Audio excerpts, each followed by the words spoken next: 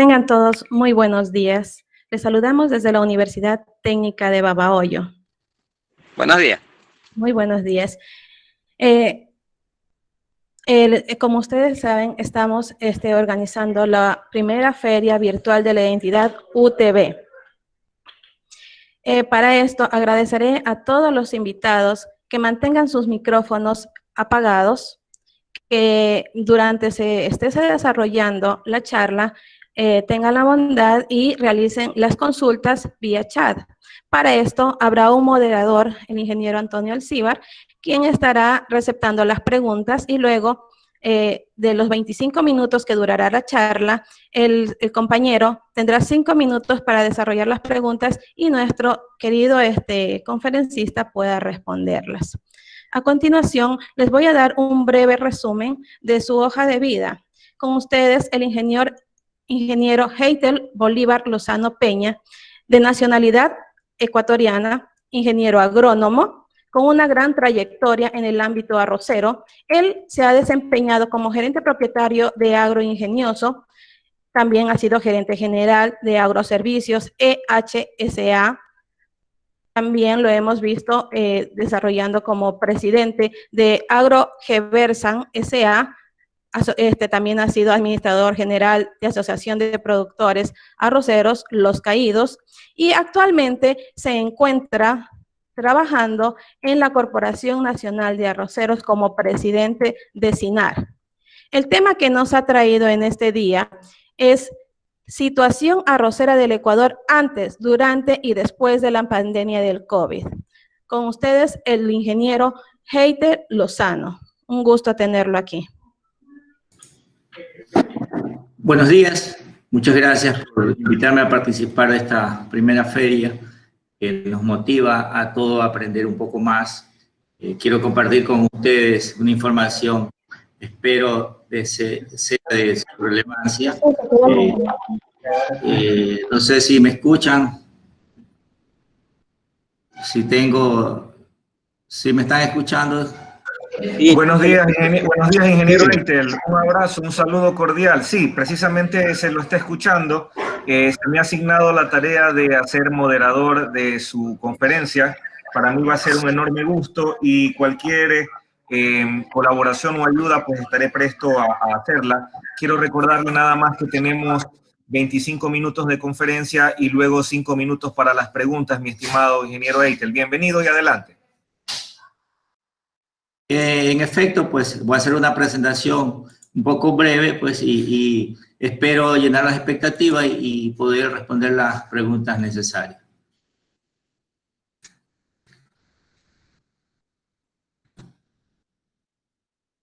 El tema en el cual voy a tratar es el impacto de la pandemia en el sector arrocero. El impacto de la pandemia en el sector arrocero, pues, para entrar en confianza de la materia, voy a presentarle unos datos antes de cómo está estructurado nuestro sector. En el país somos alrededor de 75.813 productores arroceros, de las cuales pues, el 45% tienen de 1 a 5 hectáreas. Tenemos otro grupo que está entre 5 y 10 hectáreas, está relacionado al 20%.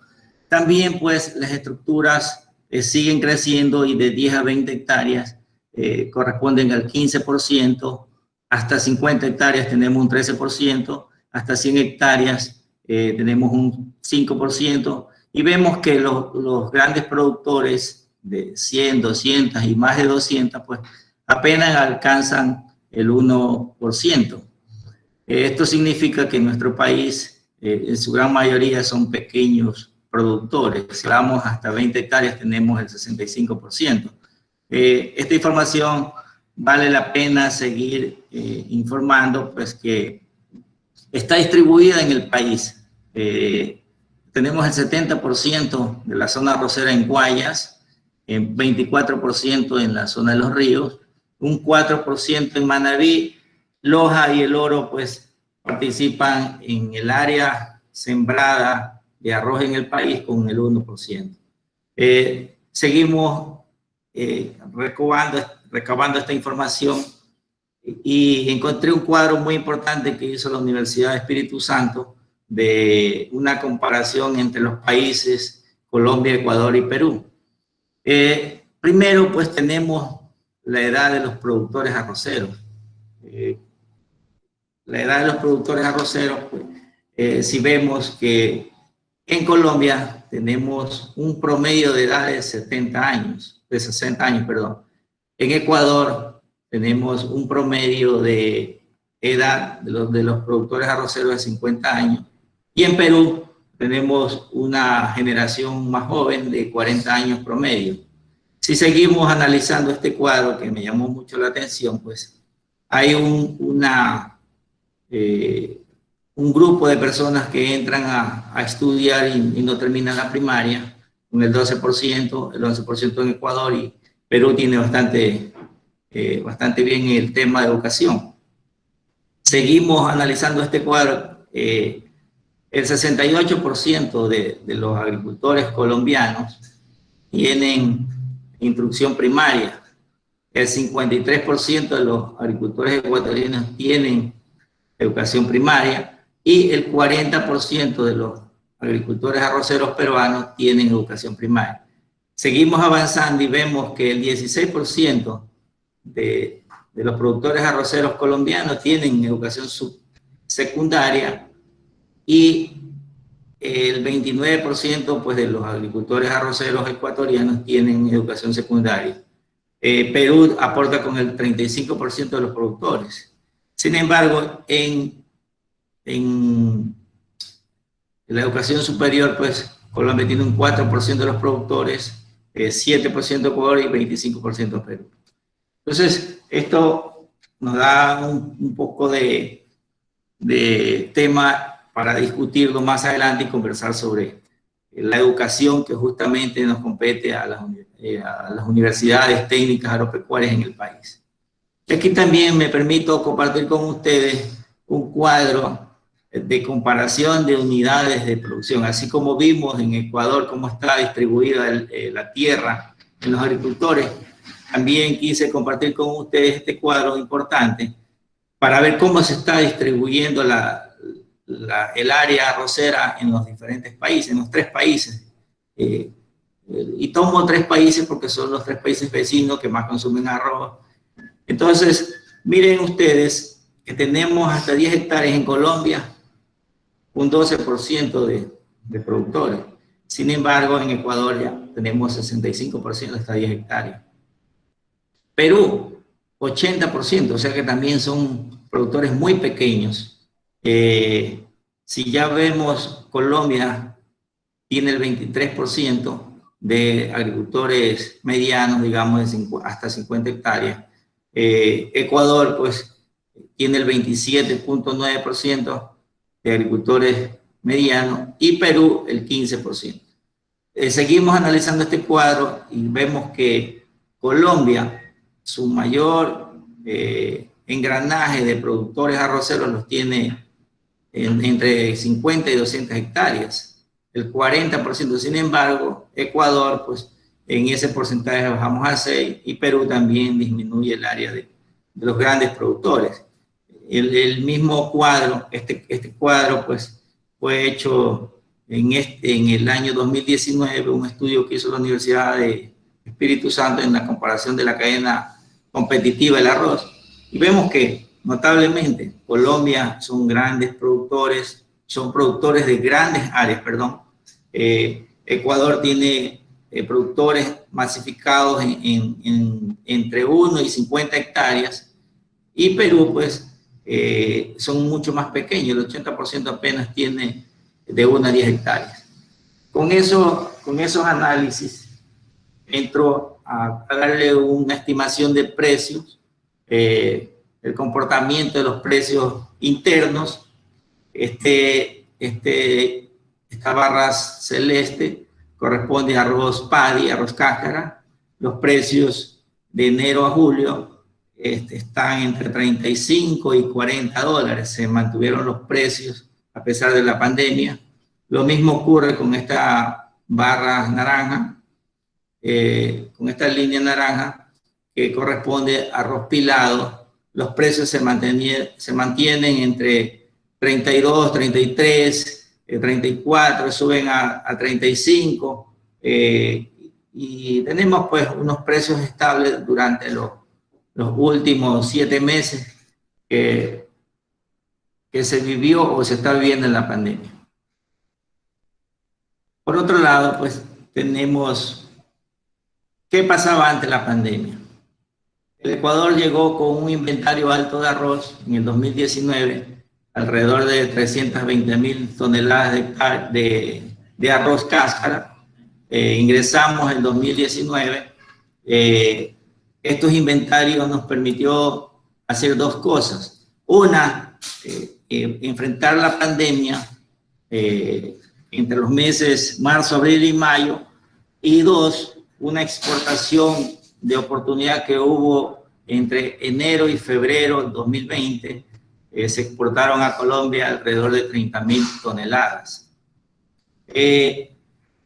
Aquí pongo un mensaje del consumo per cápita por persona que tiene nuestro país, y con esto analizamos qué pasó durante la pandemia. Entonces, como a todos nos mandaron a estar en casa, el consumo per cápita subió de 52 a 55 kilos por persona. Esto permitió que la gente que se quedó o que nos quedamos en casa, pues comenzaron a consumir más arroz. Comenzó a haber un movimiento favorable para el sector arrocero, porque entre más se consume, pues mayor es la demanda en los campos. Para esto también, con la pandemia, pues cerraron la frontera, tanto Perú, Colombia y Ecuador, pues, y permitió que los precios no se decaigan cuando hay estos ingresos de contrabando. Normalmente nosotros tenemos, en los últimos 3 años, ha ingresado alrededor de 40.000 toneladas de arroz desde Perú, y eso hace que los precios decaigan un poco y entren a afectar el mercado interno. También favoreció el sector arrocero el abastecimiento. Si ustedes recuerdan, en los meses de marzo y abril, todo el mundo, todas las personas hacían compras masivas en los mercados y comenzaban a abastecerse en sus casas porque no podían salir. Entonces esa demanda pues fue favorable para el sector arrocero y para los productores, que a pesar de la pandemia, de haber sufrido inclemencias, pérdida de agricultores mayores, adultos mayores, sí se compensó en la parte económica. Hubo trabajo, la agricultura no paró y el productor arrocero siguió produciendo y sembrando.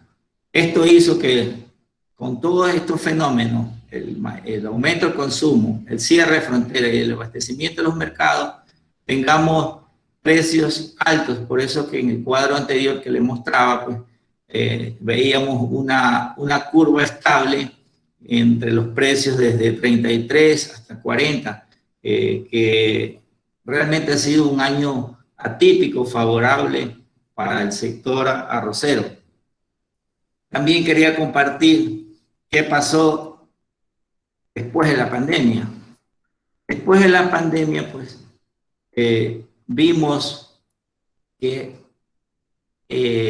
hay un financiamiento débil. La banca privada y pública, o la banca estatal, cerró sus créditos, cerró las operaciones y comenzó a desfavorecer al sector. El sector arrocero o los agricultores estaban motivados por producir, porque tenían precios altos, porque había una buena comercialización, porque había un mayor consumo, pero se necesita financiamiento para renovar maquinaria, para renovar, para nuevamente comenzar las cosechas, comprar semillas, fertilizantes y diferentes insumos que se necesitan en la producción de arroz. Pero aquí había un debilitamiento de la parte financiera. No teníamos o no tenemos el respaldo financiero que se necesitaba para reactivar y seguir aportando la alimentación de nuestro país. También cambió la modalidad de negocio, cambió la modalidad de negocio en donde hubo mucha afluencia de ventas online. Ahora muchos comerciantes, muchas personas que no están en la línea roja se dedican a hacer este comercio. Ya entregan arroz en bolsas de 25 libras, que son un poco más fácil para distribuirlas. Las pueden cargar en un automóvil pequeño, pueden distribuir entre 10, 20 bolsas de estas de 25 libras y van entregando en las casas mediante una llamada telefónica. Entonces eso ha facilitado también que la comercialización sea amigable con el movimiento del sector arrocero. ¿Esto qué nos deja? Los precios altos, una buena comercialización, un cierre de frontera, nos deja un sector motivado, pero claro, con un financiamiento débil, hace que la tarea se haga un poco más complicada y no se pueda reanudar las operaciones, porque sabemos que el cultivo del arroz es de ciclo corto y cada 4 o 5 meses debemos estar sembrando, necesitamos semillas, fertilizantes, insumos. Entonces, esto es una cadena constante, no es que sembramos un año y el próximo no sembramos. El sector arrocero, con su ciclo de 4 y 4.5 meses que tiene la cosecha, se necesita renovar y activar un financiamiento estable para que el productor no pare y siga produciendo el grano mágico que tiene nuestro país como es el arroz. También quería compartir este cuadro que me pareció muy importante, un estudio que hicieron en Costa Rica en el mes de abril para ver los posibles ganadores o los potenciales perdedores. Entonces, todos analizamos aquí este cuadro. ¿Quiénes perdieron o fueron los más afectados? El turismo, la aviación marítima y aérea, la automotriz. Vemos la construcción, ya no separaron las construcciones, la manufactura, este financiamiento, los servicios, financiamientos de los que hablaba. También fue afectada la educación. Como todos sabemos, el precio del petróleo pues se cayó y fue afectado directamente a las rentas o a los ingresos del país. Pero aquí tenemos algo importante, que ya comienza a cambiar de color la agricultura. Y cuando hablamos de agricultura no solo hablamos de arroz, de todos los cultivos, porque también fueron afectados bananos, fueron afectados flores. Entonces eso hace que la agricultura no esté entre los primeros, en los puestos mucho más superiores, debido a que hay otros cultivos, especialmente las exportaciones, que no pudieron hacer su labor completa justamente por este problema de los traslados marítimos y retrasos y el comercio, en fin, comienza a cambiar, a renovarse, y vemos que otros de los sectores que fue quizás beneficiado, vemos a la telecomunicación, justamente por lo que estamos haciendo ahora, las ferias virtuales, la educación virtual. Entonces se pudo escalar un espacio de las telecomunicaciones. Aquí hay algo que rescatar.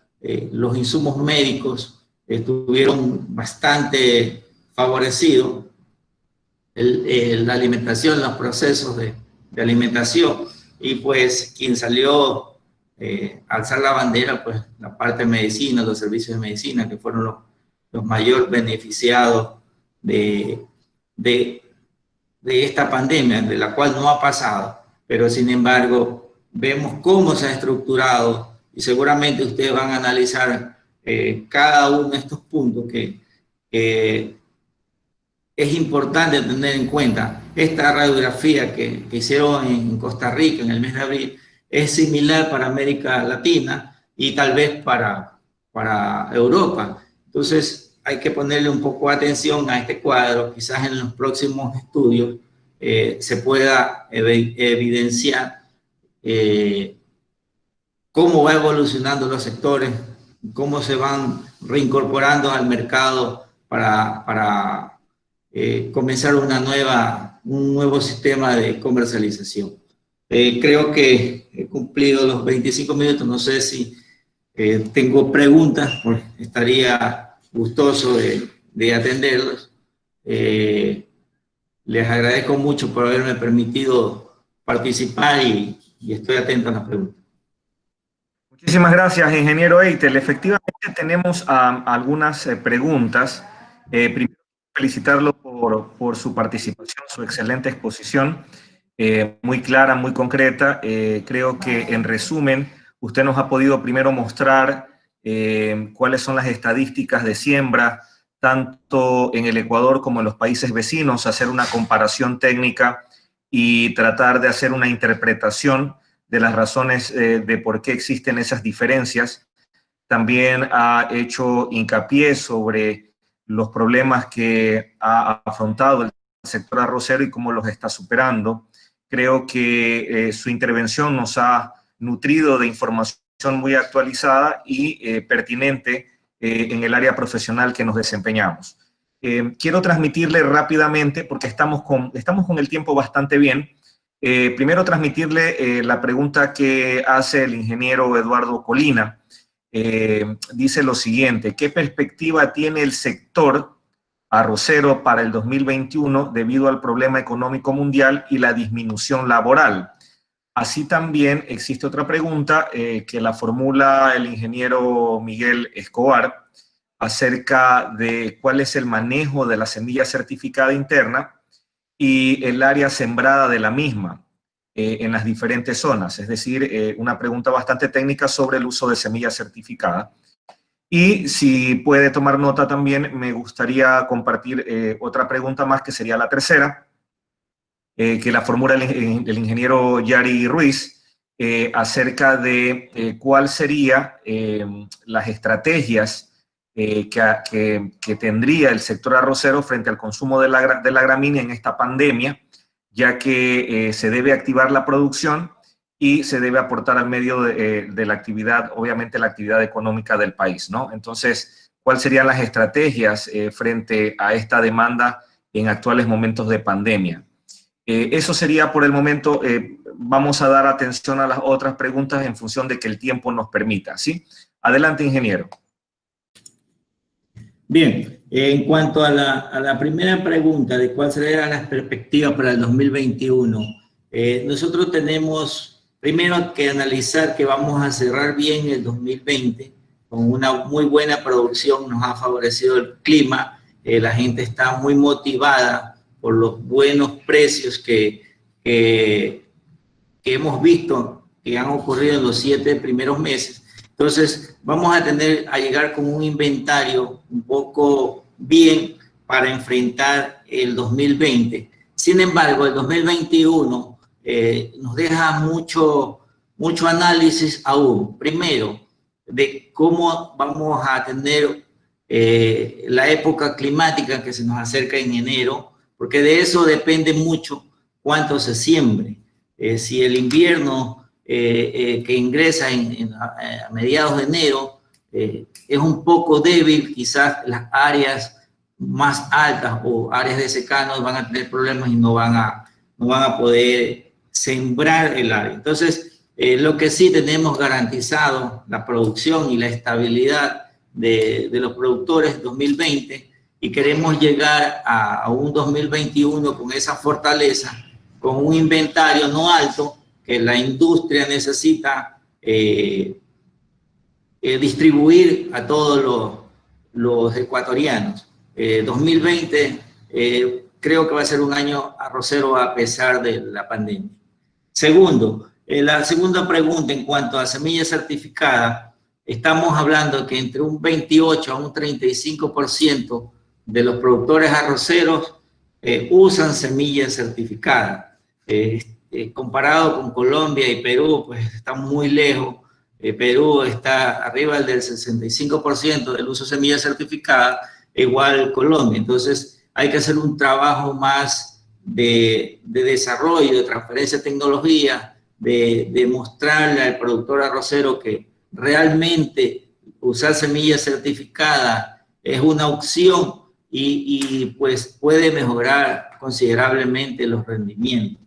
Entonces, es eso en cuanto a la segunda pregunta. Las estrategias que se usan o que se van a usar justamente es desarrollar nuevas tecnologías. Se está viendo en los campos arroceros que se está invirtiendo mucho en nivelación láser, se está invirtiendo mucho en tecnología, fumigaciones con drones.